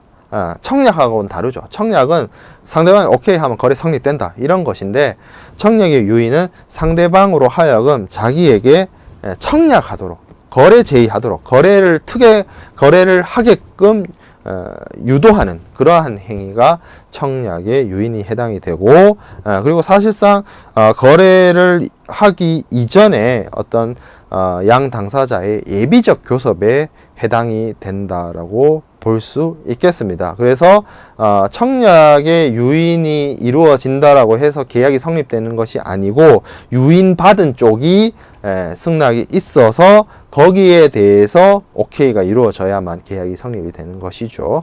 그래서 청약과 청약의 유인을 가르는 기준이라고 하는 것은 보통 어떤 청약의 요건, 우리가 앞에서 살펴봤던 청약의 요건, 청약 내용의 확정성, 그리고 의사의 구속성, 대상의 특정성, 이것을 갖추었느냐에 따라서 구분이 되어진다라고 볼 수가 있겠습니다. 그래서 CISG 제14조에서는 이러한 확정성과 구속성과 특정성이 있어야만 폼 오퍼가 되는 것이고, 이런 것들이 없다면 그냥 단순한 거래의 예비적 교섭, 거래의 유인, 청약의 유인에 해당이 되어진다라고 보고 있습니다. 그래서 이런 청약의 유인에 해당되는 어떤 예시들이 여기 쭉 나오는데요. 뭐 어떤 광고라든지 견적서라든지 가격표라든지 뭐 카탈로그라든지 이런 걸 통해서, 카탈로그를 주는 것도 내가 이런 물건을 팔 수 있습니다를 알려주는 거잖아요. 불특정 다수한테 광고를 하는 것이죠. 광고 자체가 그렇죠. 광고는 어떤 특정한 누구 아무개 씨한테 내 물건 사세요라고 얘기를 하는 것이 아니라 TV를 바라보고 있거나 신문을 보거나 잡지를 보는 불특정 대중에게 내가 이런 물건을 팝니다라고 알리는 것이잖아요. 이런 것들이 이제 청약의 유인이 해당이 된다라고 보아지는 것입니다. 그래서 청약과 청약의 유인은 다른 것이다, 다른 의미를 가진다라는 것이고요. 자, 청약의 유인의 종류를 좀 살펴보면, 앞에서 제가 조건부 청약에서 얘기를 했던, 조건부 청약에서 제가 최종 확인 조건부 청약이 일종의 청약의 유인에 해당이 된다라고 말씀을 드렸죠. 그래서 최종 확인 조건부 청약, 서브콘 오퍼가 청약의 유인에 해당이 되고요. 그리고 이제 가격의 견적, 가격 조회를 해서 뭐 이렇게 가격 견적을 알려주는 거, 이런 것들도 어떻게 보면 거래를 트기 전에 어떤 예비적 교섭에 해당이 되죠. 당사자들 사이에. 그래서 쟤는 뭘 팔고 있지, 나는 무엇을 팔고 있지, 서로 알리고 주고받는 것인데, 그런 것들은 이제 실질적인 거래 제의가 아니라, 확정 청약이 아니라 어떤 청약의 유인에 해당이 되어진다라고 볼 수가 있겠습니다. 자, 그 다음에 광고도 청약의 유인에 해당이 됩니다. 일반적으로 광고로서 청약을 하지 않으므로 광고는 청약이 아니라고 볼 수 있지만, 이 청약의 유인에는 해당이 됩니다.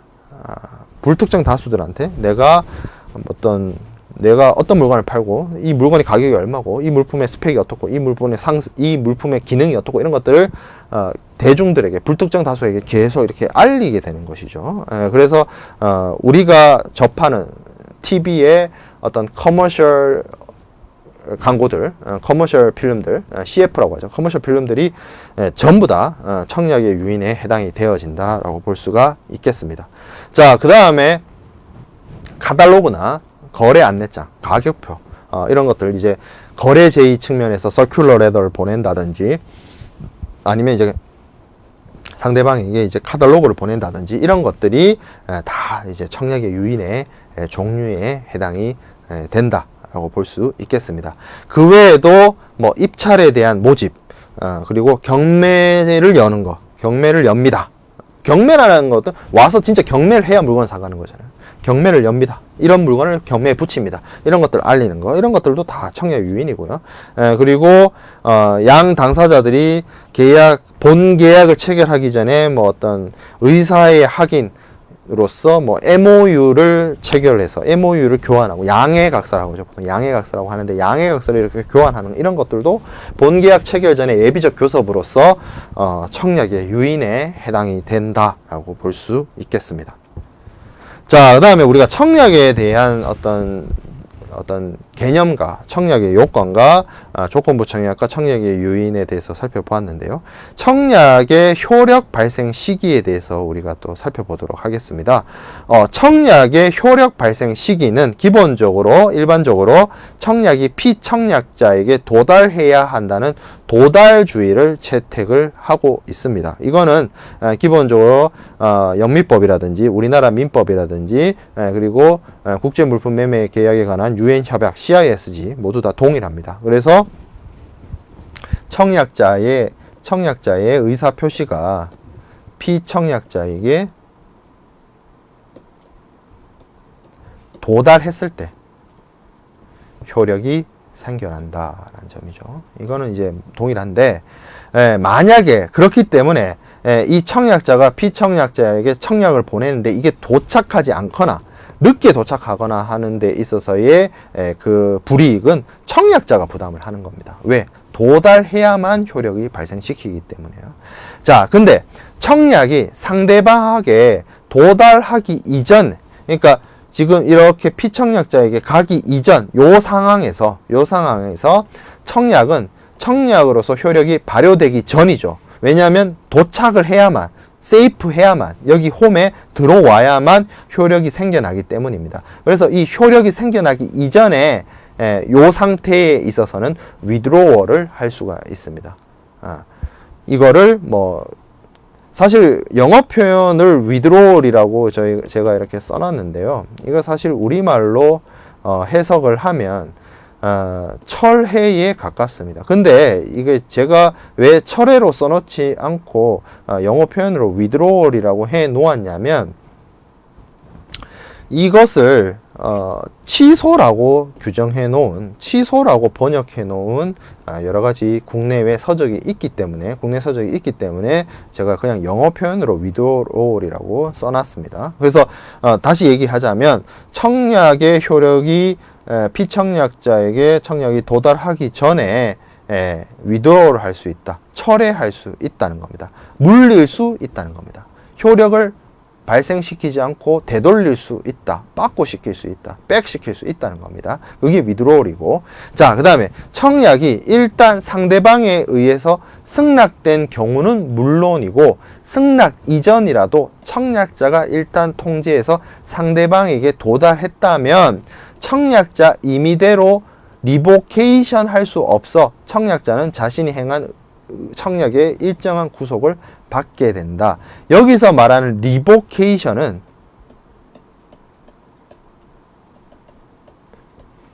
취소를 뜻합니다. 취소로 번역되어질 수 있습니다. 그러나 국내 다른 서적들이나 이런 부분에 있어서는 이 리보케이션을 철회로 해석을 하거나 아니면 그냥 또 취소라고 하는 경우도 있습니다. 이거 withdrawal도 취소로 번역하고 리보케이션도 취소로 번역하거나 아니면 철회로 번역하는. 근데 저는 기본적으로 이 withdrawal이란 말은 되돌린다, 이게 백을 시킨다 라는 의미가 있기 때문에 철회, 돌아올 회자가 들어가 있는 이 철회란 표현이 맞고, 리보케이션은 완전히 없애버린다, 완전히 거절한다는 의미가 있기 때문에 취소의 의미가 맞지 않나라는 개인적인 생각을 하고 있지만, 교수님에 따라서, 교재에 따라서 요 withdrawal과 revocation이라는 단어의 해석이 조금 다른 경우가 있기 때문에 그냥 제가 단순히 우리말 철회나 취소로 쓰지 않고 영어 표현으로서 withdrawal과 revocation을 기재해 놓았습니다. 그 부분은 제가 추가적인 설명을 드리는 부분이고요. 마찬가지로 이 revocation은 뭡니까? 결국 청약의 효력이 피청약자에게 도달한 이유죠. 도달한 이유, 그리고 승낙한 이후에 이 청약의 의사를 거둬들이거나 청약의 의사를 없던 걸로 만들거나 청약의 의사를 무효화시키고 싶을 때는 withdrawal 시키는 것이 아니라 revocation을 시켜야 된다라는 의미입니다. 왜? 청약은 피청약자에게 도달하면 효력이 발생되기 때문입니다. 자, 그래서 청약의 효력은 청약이 유효하게 성립된 데 그 장소에서 발생한다라는 것이 청약의 효력 발생 시기이고요.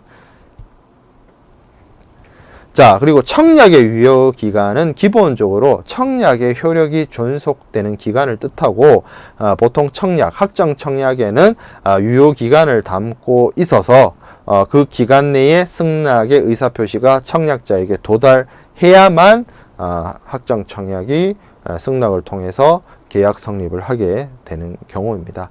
만약에 상황에 따라서 학정 청약을 의도하고 있으나 유효 기간이 표시되어 있지 않는 경우에는 경우에 따라서 법제에 따라서 이것이 뭐 어떤 나라의 법리에 따라서 해석되어질 수 있는지 뭐 여러 가지 해석의 여지가 많이 열려 있지만 기본적으로 유효기간이 명확하지 않는 경우에는 피청약자가 청약자에게 합리적인 기간이나 상당한 기간 내에 승낙을 하게 되면 계약이 유효하게 성립되어진다라고 볼 수 있습니다. 이거는 좀 뭐 경우에 따라서 여러 가지 다른 해석과 다른 견해가 나올 수 있는 부분입니다. 자, 그 다음에 청약의 효력 소멸에 대한 부분입니다. 제가 앞에서 말씀드렸던 withdrawal과 revocation의 문제가 다시 나오게 되는데요. withdrawal은 말 그대로 청약이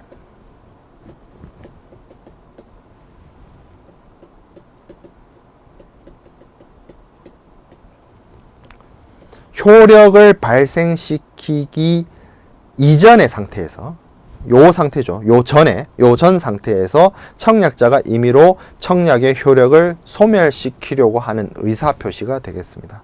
그래서 청약의 효력이 발생한 이후에 청약자의 의사에 의해서 그 효력을 소멸시키는 리보케이션하고는 좀 구분이 됩니다. 자, 그럼 리보케이션은 어떤 것이냐? 요 단계에서 빠꾸시키는 거예요. 요 단계에서 없애버리는 게 withdrawal, 청약의 철회라고 한다면 청약의 리보케이션, 취소는 청약이 상대방에게 도달해서 일단 도달을 했어요. 효력이 발생했습니다. 그래서 청약이 효력이 발생되었어요.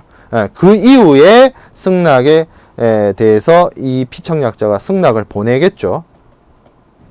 그래서 승낙의 의사를 보내기 전에 리보케이션, 취소를 할 수 있는 상황에 의해서 청약을 소멸시키게 하는 것은 청약의 리보케이션, 제가 해석하기에는 청약의 취소에 해당이 되어진다라고 볼 수가 있겠습니다. 쉽게 말해서 이렇게 해석되어질 수가 있겠네요.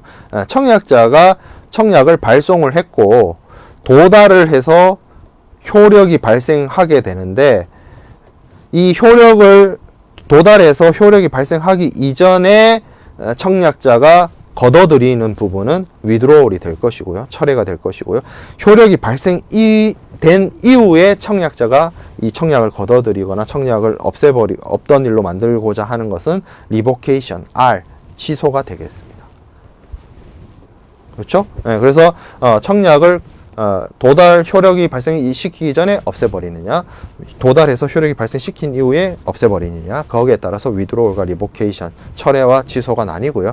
자, 그 다음에 청약의 거절이 있습니다. rejection이 있습니다. 이거는 청약자가 하는 것이 아니라 피청약자가 안 받아, 안 사 라고 하는 것이죠. 거래를 하지 않겠다는 의사표시를 하는 것이죠. 그래서 이거는 뭐 논란의 여지가 없어요. 영어 표현으로 rejection, 우리말로 거절, 이거는 번역의 책이나 교수님에 따라서 번역의 차이가 있거나 하지 않습니다. 그냥 이거는 거절입니다. 상대방 피청약자가 거래를 하지 않겠다는 의사표시를 보내는 거죠. 그렇게 되면 거래가 성립이 되지 않는 것이고 청약의 효력은 당연히 소멸되게 됩니다.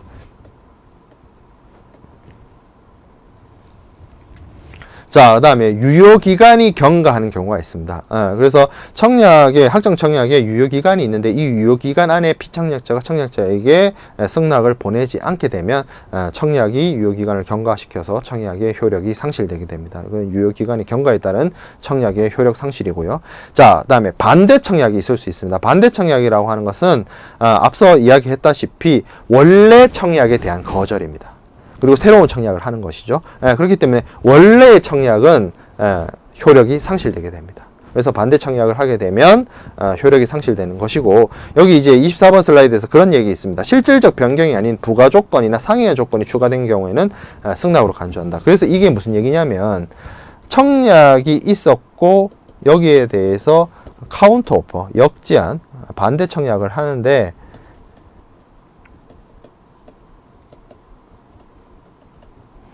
이 청약 내용에 주요하고 계약의 어떤 실질적인 부분, 여기서도 얘기를 하고 있죠. 실질적인 변경인데 이 실질적인 부분에 변경이 있는 부분, 뭐 예를 들어서 물품을 변경을 한다든지 수량을 변경을 한다든지 가격을 변경한다든지 선적 방식을 변경을 한다든지 이런 부분이 변경이 되는 것은 원래 청약의 거절, 앞에서 우리가 청약의 거절이 청약의 효력 상실이라고 했죠. 그래서 효력이 상실되는 부분이고 새로운 청약, 반대 청약이 이제 이행되는 것인데 이러한 실질적인 부분이 변경되지 않는 사소한 변경, 실질적이지 않은 변경의 경우에는 CISG에 따라서 이 원청약의 거절이자 원청약의 효력 상실이자 반대 청약이 아니라 그냥 승낙으로 본다라는 그 규정이 있습니다. 그런 규정이 있기 때문에 해당이 되는 부분이고, 그래서 이것이 원청약의 거절이자 새로운 청약, 즉 반대 청약인 것이냐, 아니면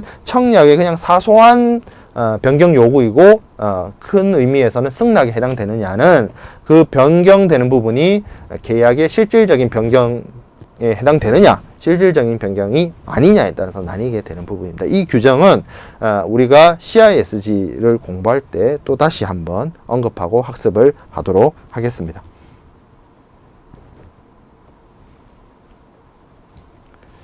자, 그 다음에 다른 또 청약의 효력 소멸 사유에 대해서 살펴보도록 하겠습니다. 후발적 위협이 있습니다.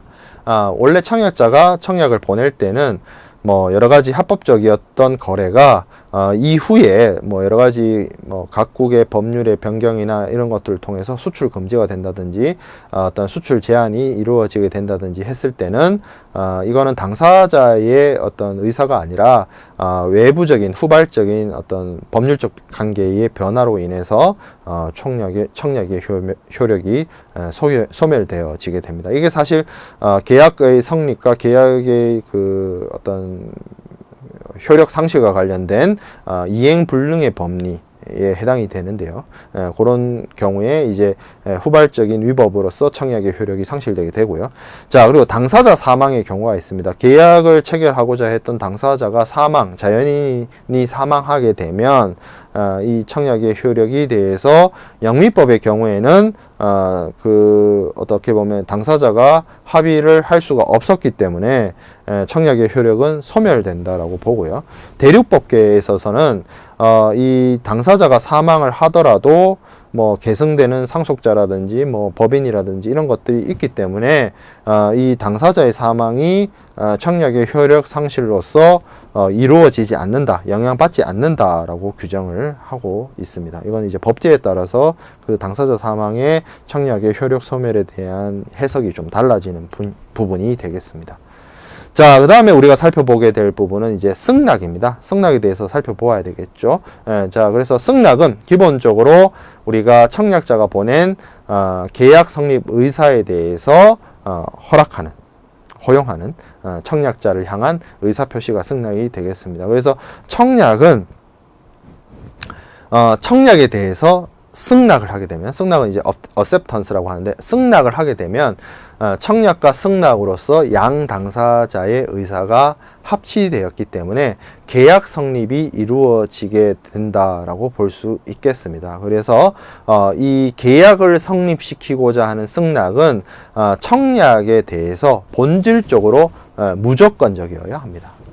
그리고 청약의 조건과 반드시 일치해야 됩니다.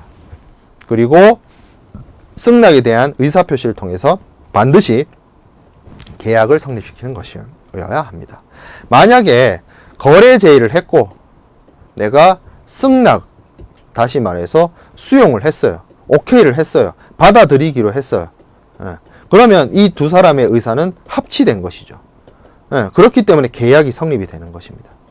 만약에 이 승낙을 하는 승낙자의 승낙이 무조건적이지 않고 뭔 조건을 달아요. 가타부타 조건을 달아요. 아니면 원래 청약의 내용하고 달라요. 그리고 승낙을 했는데 계약을 성립시킬 의사가 없어요. 그러면 의사가 청약자, 피청약자 의사가 합치됐다고 볼 수가 없는 것이죠. 그렇기 때문에 승낙을 통해서 계약을 양 당사자의 의사를 합치시키고 계약을 성립시키기 위해서는 이 승낙은 반드시 무조건적으로, 그리고 청약의 내용과 동일하게 일치한 의사 표시를 해야만 계약 성립을 시키고자 하는 당사자의 의사 표시, 승낙이 된다라고 볼 수 있겠습니다. 그래서 승낙은 기본적으로 절대적이고 무조건적이어야 됩니다. 뭐 계약을 하는데 내가 이거를 네가 해주면 너랑 거래할게, 이런 식의 조건을 달면 그건 승낙이라고 볼 수가 없는 거고요. 그리고 청약자가 어떤 물건을 팔겠다라고 하는데 나는 그거 말고 다른 걸 줘, 아니면 금액을 낮춰줘, 이런 식으로 청약의 내용과 다른 내용의 승낙이 있다라면, 청약의 내용을 변경시키는 승낙이 있다라고 하면 그건 이제 승낙이 아니고 반대 청약이 된다라고 제가 앞에서 설명을 드렸죠. 그래서 승낙은 청약의 조건과 완전히 일치해야 됩니다. 자, 그리고 승낙은 기본적으로 확정 청약인 경우에 그 확정 청약이 담고 있는 유효 기간 내에 이루어져야 효력을 발생시킵니다. 그리고 승낙은 불효식성이 있습니다. 경우에 따라서는 이 승낙은 상대방에게, 청약자에게 내가 거래를 하겠다라는 의사를 반드시 서면으로 해야 되는 것은 아니고요. 구두나 여러 가지 방식으로 할 수 있다는 것입니다. 명확하게 내가 의사 표현이 중요한 것이고 의사 표시가 중요한 것이지 그 방법은 그렇게 중요하지 않다는 것이 승낙의 특성이 되겠습니다. 자, 그래서 이 승낙과 함께 가장 비교해서 볼 수 있는 것이 반대 청약이 되겠는데요. 반대 청약과 승낙을 나누는 기준은 승낙은 말 그대로 무조건적인 수용이고요. 반대 청약은 청약자의 그 거래 제의 내용의 변경을 가져다 주는 것인데, 그렇게 칼로 나듯이 깔끔하게 떨어지는 것이 아니라 승낙자, 피청약자이자 승낙자가 승낙을 하는데 이 거래에 대해서 사소한 변경, 실질적이지 않은 변경을 요구하는 것은 승낙에 해당이 되고요. 그리고 그 거래 제의 내용에 오케이를 하면서도 거래의 실질적인 부분, 물품이라든지 수량이라든지 가격이라든지 단가라든지 선적 시기라든지 결제 방법이라든지 이런 부분에 대해서 변경을 요구하거나 다른 제안을 하게 되는 경우에는 승낙이 아니라 반대 청약이 되고, 반대 청약은 원청약의 거절이자 새로운 청약이 되는 것이 되겠습니다. 그리고 이렇게 새로운 조건에 변경이 들어간 승낙은 승낙, 원래의 그 CISG나 이런 것에서 이야기하고 있는 거래를 성립시키고자 하는 승낙이 아니라 부가조건부 승낙에 해당이 되어서 반대 청약이 된다라고 볼 수 있겠습니다.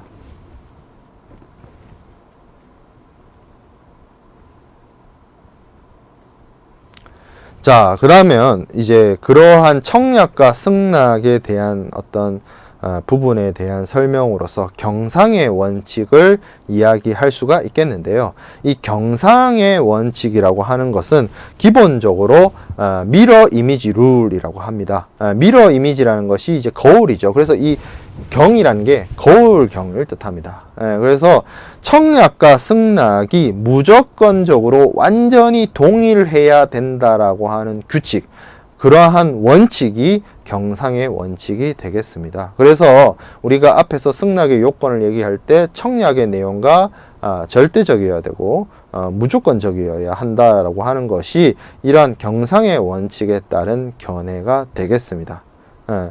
자, 그러나 이렇게 경상의 원칙을 너무 엄격하게 적용을 하게 되면 너무 숨이 막히죠. 너무 똑같아야 된다라고 한다면 조금 융통성이 부족할 수 있는데, 그래서 계약 체결을 조금 더 원활하게 이행을 시키고자 어떤 물품 판매에 관련된 어떤 본질적이고 실질적인 부분의 변경이 아닌 사소한 내용의 변경은 인정하자라고 하는 것은 이것이 어떻게 보면 이 경상의 원칙을 조금 누그러뜨리는 방법론이 되겠습니다. 그래서 경상의 원칙을 엄격하게 지키는 그러한 원칙을 완전 일치의 원칙이라고 하고요.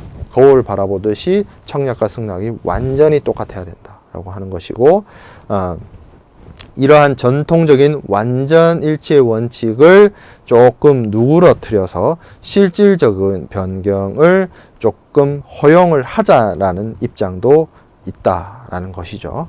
그래서 좀 나뉜다라고 볼 수 있겠습니다. 그러면 우리가 공부하게 될 CISG는 어떤 입장을 취하고 있느냐? 제가 앞에서도 부가조건부 승낙에 대한 이야기를 했었습니다. 승낙자가 청약자의 거래 제의에 대해서 실질적으로 물품 판매와 관련된 실질적이고 본질적인 내용을 바꾸고자 하는 것은 그것은 원래 청약에 대한 거절이자 새로운 청약, 반대 청약이 된다라고 했고, 그러한 실질적이고 본질적인 내용을 건드리는 것이 아니라 사소한 변경을 요구하는 경우에는 이것은 승낙으로 본다라고 했습니다. 그렇기 때문에 이 규정 자체가 어디서 온 것이냐면 국제물품매매계약에 관한 유엔 협약인 CISG 제19조에 있는 내용입니다. 그렇기 때문에 CISG 제19조는 경상의 원칙, 완전 일치의 원칙을 조금 완화한 입장을 취하고 있다라고 볼 수 있겠습니다.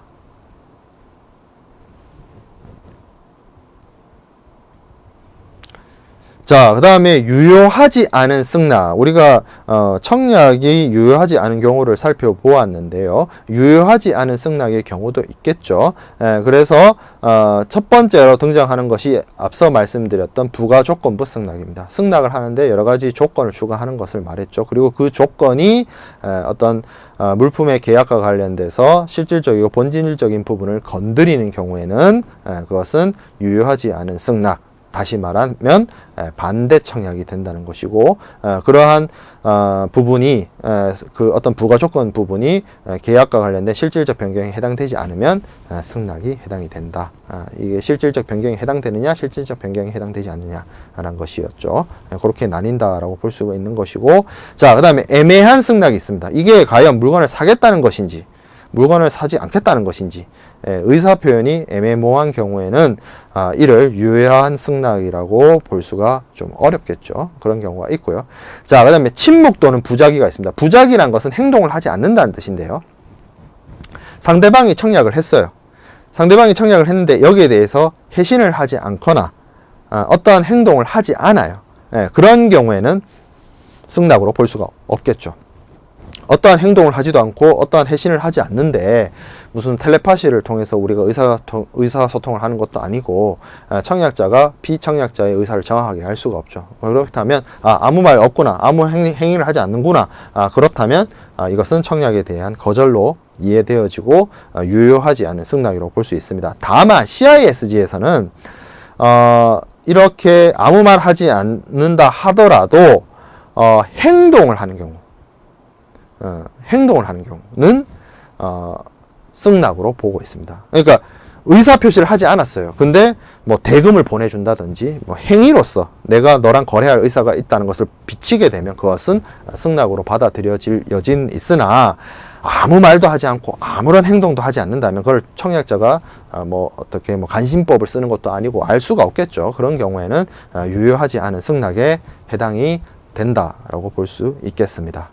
자, 그래서 승낙의 방법에 대한 부분이 나오는데요. 승낙은 기본적으로 문서나 구두에 의해서도 할 수가 있고요. 이것이 앞에서 얘기했던 것처럼 승낙은 불요식성이기 때문에 뭐 어떠한 방법이라도 상관이 없습니다. 그러나 다만 청약을 할 때 승낙을 좀 이런 방식으로 해달라고 요구하는 것이 있다면 그것에 따라야 됩니다. 뭐 우편으로 해달라면 우편으로 하고, 뭐 전화로 해달라면 전화로 하고, 지금 요즘과 같은 방식으로 이메일을 해달라고 한다면 이메일에 따라서 해주면 됩니다. 청약에서 요구하는 것이 있다면. 근데 이제 기본적으로는 승낙은 불요식성이 있어서 어떠한 방식으로든 구두로든 할 수 있다라는 점이고요.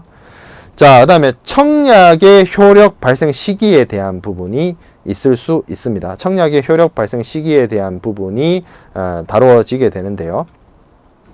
그래서 이 부분을 우리가 좀 살펴볼 수 있는데, 이 부분은 우리가 청약의 효력 발생 시기는 영국의 법이나 우리나라 법이나 CISG나 견해가 같았어요. 도달주의였습니다. 그러나 승낙이 효력을 발생시키는 시기에 대해서는 이것이 어느 나라 법제냐에 따라서 조금 그 견해가 좀 나뉘게 됩니다. 그래서 이 승낙이 효력을 발생시키는 시점에 대해서 도달주의를 채택할 수도 있고 발신주의를 채택할 수도 있고 요지주의를 채택을 할 수도 있습니다. 도달주의란 건 의사가 도착을 했을 때 그 효력이 발생시키는 것, 발신주의라고 하는 것은 의사를 보냈을 때 효력이 발생되는 것, 요지주의라고 하는 것은 그 의사를 상대방이 도착을 해서 도착했는 걸로 끝나는 것이잖아요. 그 도착한 의사표시를 내가 읽어보고 인지한 시점에서 효력이 발생시키는 것. 예, 그렇게 도달주의, 발신주의, 요지주의로서 이렇게 나뉘어지게 되는 부분인데요. 여러 가지를 좀 살펴보면 기본적으로 대하자간, 그러니까 뭐 전화라든지 이런 부분에 있어서 대면을 한다든지 전화를 한다든지 이런 경우에서는 주로 도달주의, 이거는 바로 의사를 보내면 바로 도착을 하기 때문에 그렇죠. 그래서 도달주의 입장을 채택을 하고 있고요. 좀 멀리 떨어져 있는 경우, 우편이나 전보의 경우에는 우리 그 대륙법계나 CISG의 경우에는 이제 도달주의를 채택을 하고 있고요. 영미법에서는 발신주의를 채택을 하고 있습니다.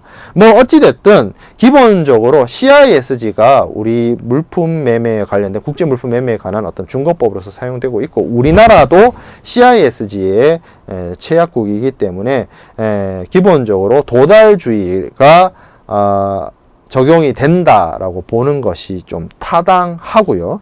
그래서 CISG의 경우에는 승낙의 의사표시가 청약자에게 도달했을 때 효력이 발생한다라고 CISG는 규정을 하고 있기 때문에 CISG는 도달주의를 채택한다라고 해석하는 것이 바람직합니다. 그리고 우리는 CISG 체약국이기 때문에 그렇게 이해하고 받아들이는 것이 타당하다고 보여집니다. 자, 그래서 승낙의 경우에는 이제 도달주의가 되는데, 이 도달주의와 관련해서는 여러 가지 이제 문제가 발생할 수 있습니다. 어떤 문제가 발생할 수 있느냐? 불착과 연착의 문제가 있습니다. 우리가 청약에 대해서는 불착과 연착이 간단했습니다. 청약의 경우에는 도달주의를 채택하고 있기 때문에 이 청약의 의사표시가 가지 않거나 늦게 가게 되는 경우 그것에 대한 어떤 책임과 피해는 청약자가 끌어안는다라고 이야기를 했습니다. 그렇죠. 그래서 도달을 해야만 효력을 발생시키는 것이기 때문에 도달하지 않았으면 뭐 효력이 안 생기는 것이죠. 근데 승낙의 경우에도 마찬가지로 청약처럼 불착과 연착의 문제가 발생할 수 있겠죠. 그래서 CISG는 그럼 어떤 입장을 취하고 있느냐? CIS는 기본적으로 도달주의를 채택을 하고 있기 때문에 승낙의 불착으로 인해서 발생하는 불이익은 승낙자가 지도록 이것이 말 그대로 이제 도달주의죠. 승낙에 대한 도달주의를 입장을 취하고 있고요. 다만 여러 가지 이 보완 규정이라고 할까요? 예외 규정이 있는데요. CISG에서는 지연된 승낙의 경우에 대해서 불착은 안 간 경우에는 아예 의미가 없고요. 이 지연된 경우, 가긴 갔는데 늦게 갔다는 거죠. 유효기간 내에 가지 않고 그 승낙의 유효기간 내에 청약자에게 도착하지 않고 이 승낙의 의사표시가 청약자에게 늦게 가게 된 경우죠. 그런 지연된 승낙의 경우가 문제가 되는데, 이렇게 유효기간이 지난 다음에 온 지연된 승낙에 대해서 이 지연된 승낙을 받은 청약자가 유효하다. 오케이. 늦게 온 거 상관없어. 그 너의 의사 받아들여서 우리 거래 성립하자라는 취지를 피청약자에게 알리게 되거나 뭐 구두로 하거나 아니면 그런 통지를 발송했다라고 한다면, 늦게 도달했다 하더라도, 승낙이 늦게 지연되어서 청약자에게 들어갔다 하더라도 승낙으로서 효력을 가지게 됩니다. 그렇죠. 그러한 규정을 CISG에 이러한 어떤 도달주의에서 발생할 수 있는, 뭐 아예 안 간 경우는 어쩔 수가 없는 거고요. 이 지연된 승낙의 경우에는 그러한 보완 규정을 두고 있다는 것이죠. 자, 그리고 이런 규정도 마찬가지로 CISG에 규정이 되어 있습니다. 지연 승낙인데 서한이나 이거 뭐 레더로 왔어요. 우편으로 왔는데 이걸 보니까 뭔가 문제가 생긴 거예요. 중간에 뭐 여러 가지 예외적인 어떤 불가항력적인 사유가 발생해서 그런 사유가 없었더라면 통상적으로 도달할 수 있었어요. 어떤 중간에 문제가 없었다면, 그런 경우에는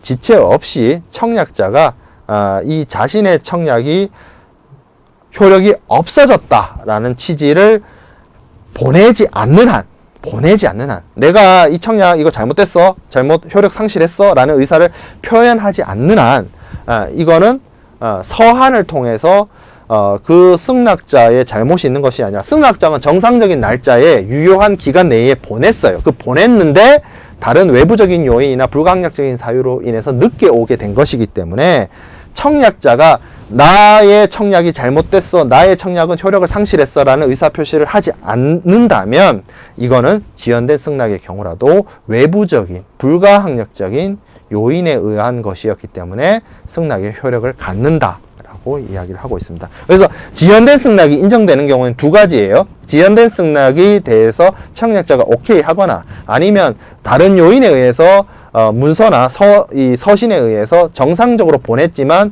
다른 원인에 의해서 늦게 가게 된 경우, 이 경우에는 청약자가 다시 반대 의사를 하지 않는 이상 이 늦은 승낙이 아니라 정상적인 승낙으로서 효력을 갖게 된다는 규정을 CISG에서 이 승낙에 대한 효력의 도달주의를 채택하면서 발생할 수 있는 어떤 예외 조항으로서, 문제점을 해결하기 위한 예외 조항으로서 규정하고 있습니다. 자, 그 다음에 살펴보게 될 부분은 이제 승낙의 효력 소멸에 대한 부분인데요. 마찬가지로 승낙도 withdrawal 할 수가 있습니다. 청약자가 있고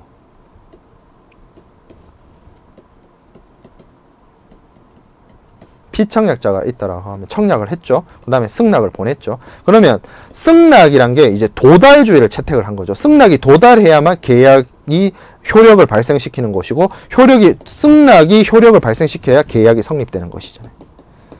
그렇기 때문에 이 승낙의 의사표시가 청약자에게 도달하기 전에 철회할 수 있습니다. withdrawal 할 수 있어요. 그렇죠? 네, withdrawal 할 수 있어요. 도달하기 전이라면. 그러나 리보케이션 할 수는 없습니다. 승낙을 리보케이션 할 수 없어요. 승낙이 리보케이션 된다는 말은 승낙이 도달한 이후에 피청약자가 승낙의 의사표시를 거둬들이겠다는 것이거든요. 그러나 그게 안 되는 이유는 뭐냐면, 승낙이 도달을 했고 승낙이 도달을 해서 효력을 발생시켰다는 것은 계약을 성립시킨 문제이기 때문에 승낙을 리보케이션 해야 되는 부분이 아니라, 피청약자 입장에서 계약을 하기 싫고 계약 성립을 하기 싫다면은 승낙의 효력 발생 이후에는 승낙의 의사를 리보케이션 시킬 것이 아니라 계약 자체를 소멸시키거나 무효화시켜야 되는 문제가 발생하게 되기 때문입니다. 그렇기 때문에 청약은 withdrawal이 있을 수 있고, 상대방인 피청약자가 승낙의 통지를 하기 전에 리보케이션도 시킬 수 있지만, 피청약자 입장에서는 승낙은 withdrawal은 되지만 리보케이션은 시킬 수 없다라는 점이 청약과 승낙의 효력과 관련된 어떤 차이점이 되겠습니다. 자, 그래서 우리 요번 제2강에서는 계약의 성립과 관련된 여러가지 무역계약의 여러가지 부가계약, 종속계약과 함께 계약을 성립시키고자 하는 의사표시인 청약과 승낙에 대해서 학습을 했습니다. 그래서 다음 시간에는 이러한 청약과 승낙을 통해서 양 당사자의 의사가 합치되었을 때 이제 계약이 성립되게 되는데, 그 계약 성립과 관련된 여러가지 법리와 계약 성립에 대한 여러가지 계약과 계약서와 계약 합의와 계약 양식과 그리고 어떤 거래 조건, 계약의 세부 조항인 계약 합의에 따른 계약 세부 조건, 무역 거래 조건에 대해서 학습을 하도록 하겠습니다. 감사합니다.